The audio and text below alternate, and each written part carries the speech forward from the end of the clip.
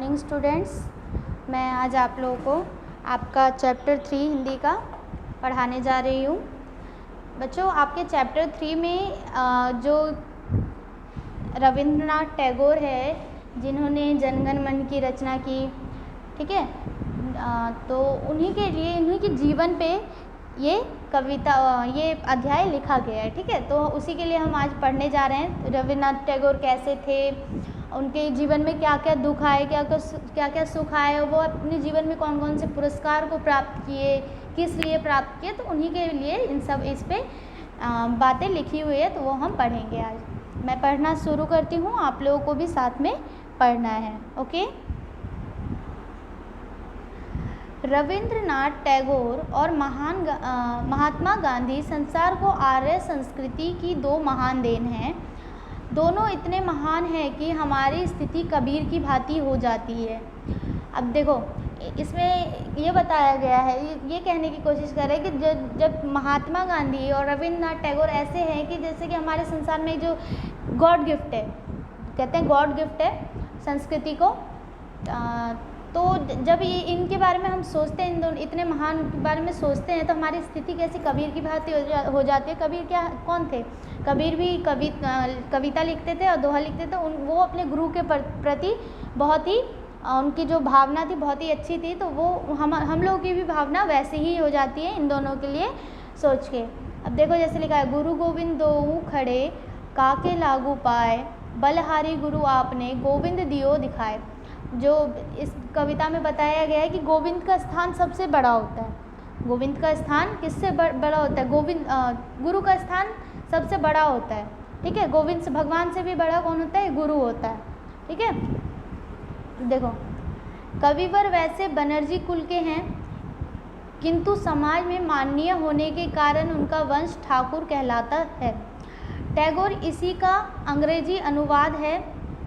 रविंद्रनाथ टैगोर, अब देखो, जो ये ठाकुर है ना, ठाकुर को अंग्रेजी में टैगोर कहते हैं। ठाकुर को अंग्रेजी में टैगोर कहते हैं। तो वो अपने उसमें बहुत ही प्रचलित थे, समाज में बहुत ही प्रचलित होने लग गए थे, तो इसीलिए उनको क्या कहने लग गए? उनको लोग ठाकुर कहने लग गए। ठीक है, ठाकुर वंश के कहलाने लग गए। इसी कारण रविंद्रनाथ टैगोर केवल बड़े जमींदार कुल के ही नहीं थे, अपितु उनके पितामह द्वारकानाथ ठाकुर ब्रह्म समाज के बहुत आगे बढ़े हुए सदस्य में से एक थे। वे मूर्ति पूजा और अंधविश्वास के कट्टर विरोधी थे। मतलब कि मूर्तियों की पूजा मत करो, और अंधविश्वास यानी कि किसी भी बेतुकी बातों पर विश्वास नहीं करते थे, और इसके बहुत ही कट्टर क्या थे? विरोधी थे, उसका विरोध करते थे। जो भी अंधविश्वास करता था, यानी कि जो भी बिना सोचे समझे किसी पर भी विश्वास कर लेता था, इन सब चीज़ों से वो क्या थे? इन सब चीज़ों के एक कट्टर दुश्मन थे।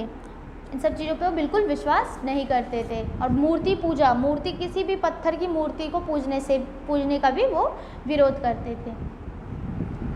और उनके पिता, अंडरलाइन करेंगे आप ये, उनके पिता का क्या नाम था? द्वारकानाथ ठाकुर।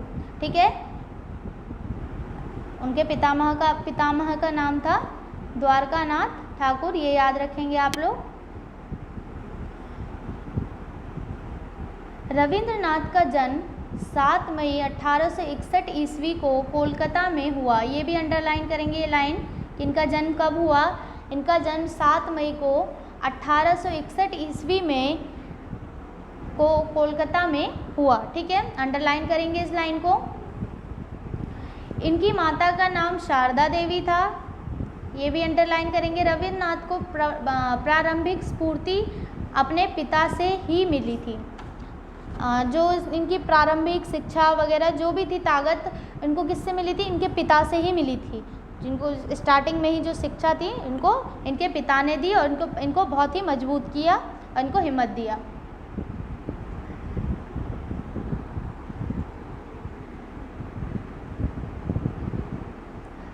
रविंद्रनाथ ने वे प्राय उनके पास बैठा करते थे। रविंद्रनाथ ने अपने पिता से ध्यान, प्रार्थना, एकांत, प्रेम, शांति आदि बहुत सी बातें सीखी। रविंद्रनाथ टैगोर जी अपने पिता से बहुत सारी बातें सीखे, जैसे एकांत में रहना, ध्यान करना, एकांत प्रेम, अपने आप से वो करना, शांति आदि बहुत सारी बातें सीखी अपने पिता से।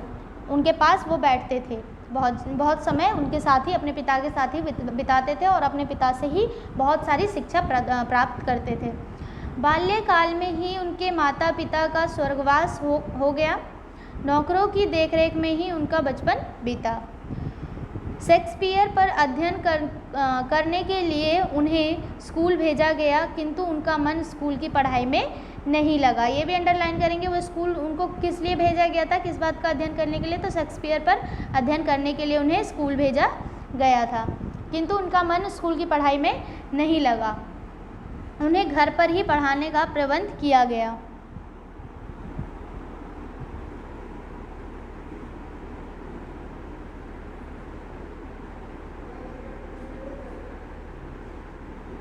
उन्हें घर पर ही पढ़ाने का प्रबंध किया गया। 1873 ईस्वी में उन्होंने पृथ्वीराज पराजय नामक नाटक की रचना की। फर्स्ट रचना उनकी कौन सी थी? उनकी फर्स्ट रचना थी पृथ्वीराज पराजय। ये अंडरलाइन करेंगे। और उन्होंने कब की? 1873 ईस्वी में उन्होंने पृथ्वीराज पराजय नामक नाटक की रचना की। और ये क्या है? नाटक है। अगले वर्ष 1874 में उन्होंने शेक्सपियर के प्रसिद्ध नाटक मैकबेथ का बंगला में अनुवाद किया और वे धीरे धीरे कविता, कहानी आदि भी लिखने लगे। और 1874 ईस्वी में उन्होंने शेक्सपियर के प्रसिद्ध नाटक मैकबेथ का बंगला में अनुवाद किया। और शेक्सपियर का एक नाटक था जिसका नाम था मैकबेथ, तो उन्होंने उसी को किसमें? बंगला में अनुवाद करके लिखा। और फिर बाद में वो धीरे धीरे बहुत सारी रचनाएं, बहुत सारी कहानियाँ, सब कुछ वो लिखने लग गए। 1877 ईस्वी में उन्होंने पहली बार इंग्लैंड की यात्रा की। वे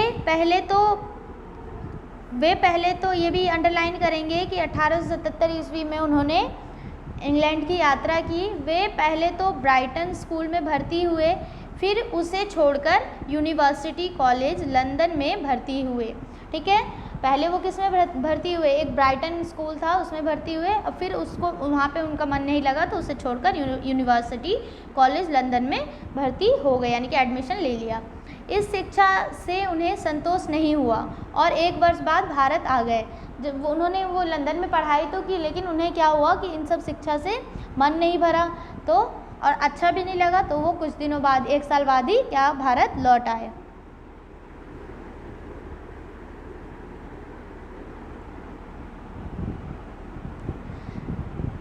अब नेक्स्ट पेज आप लोगों का आता है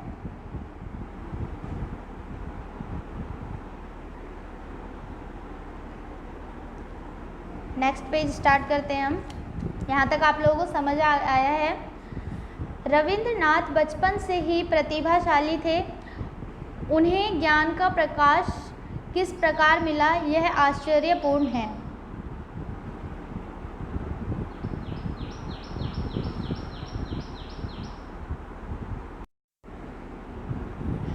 उन्हें ज्ञान का प्रकाश किस प्रकार मिला, तो उनको बचपन से ही बहुत ही ज्ञान था, यह आश्चर्यपूर्ण है। कि किसी भी लोगों में इतना ज्ञान नहीं होता जितना उनके अंदर था, तो ये बात बहुत ही आश्चर्यपूर्ण बात थी। उन्होंने स्वयं लिखा है, सूर्य देवता सामने के वृक्षों से झांक रहे थे।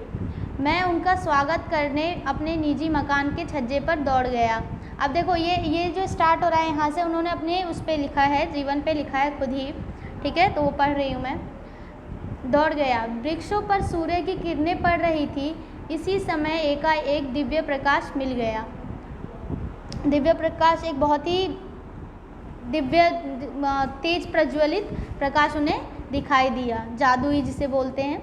प्रकृति की प्रत्येक वस्तु इस समय एक ही प्रतीत होती है, सारा विश्व एक दिखाई देता है।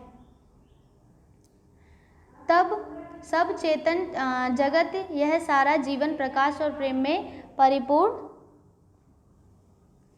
दिखाई देने लगा। इस अपूर्व दृश्य का वर्णन मानवीय शक्ति से परे है।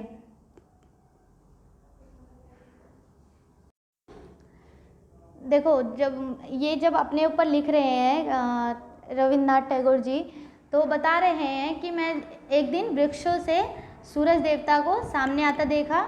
ठीक है, मैं उनका स्वागत करने में अपनी निजी मकान के छज्जे पर दौड़ गया। वृक्षों पर सूर्य की किरणें पड़ रही थी। इसी समय एकाएक दिव्य प्रकाश मिल गया। प्रकृति की प्रत्येक वस्तु इस समय एक ही प्रतीत हो रही है। दिव्य प्रकाश जब सूरज की किरणें आती है तो बहुत ही दिव्य लगती है, चमत्कारी लगती है ना। तो वो सब जगह एक ही जैसा प्रतीत हो रहा था। प्रकृति की प्रत्येक वस्तु इस समय एक प्रतीत हो रही थी। सारा विश्व दिखाई दे रहा था। सब चेतन जगत, यह सारा जीवन प्रकाश और प्रेम से परिपूर्ण दिखाई देने लगा। इस अपूर्व दृश्य का वर्णन मानवीय शक्ति से परे है। Next paragraph. 9 दिसंबर 1883 ईस्वी को उनका विवाह मृणालिनी देवी के साथ हुआ। इनकी पत्नी का नाम क्या था? मृणालिनी देवी। ये याद रखना है आप लोगों को। इनका विवाह कब हुआ, अंडरलाइन करेंगे इसको। वे अपने साहित्य कार्यों में प्रवृत्त हुए और अपनी साहित्य योग्यता के कारण लोकप्रिय होने लगे। वो अपने साहित्यिक जो भी रचनाएं करते थे उसके लिए वो क्या होगा, बहुत ही प्रसिद्ध होने लगे और लोगों में प्रचलित होने लगे और लोगों के द्वारा उनको बहुत ही प्रेम मिलने लगा। कुछ लोग उन्हें बंगाल के शैले के नाम से पुकारने लगे। 1891 में उनकी मानसी नामक एक प्रौढ़ रचना प्रकाशित हुई। वे अपने जमींदारी श्यालदा नामक ग्राम में, जो गंगा के किनारे है, जाकर रहने लगे। फिर नेक्स्ट पैराग्राफ। यहाँ रविन्द्रनाथ के जीवन के सबसे सुखी दिन बीते।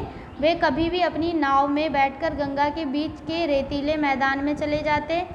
वे वहाँ अकेले की प्रकृति से अपने हृदय का संबंध स्थापित करने में तल्लीन हो जाते।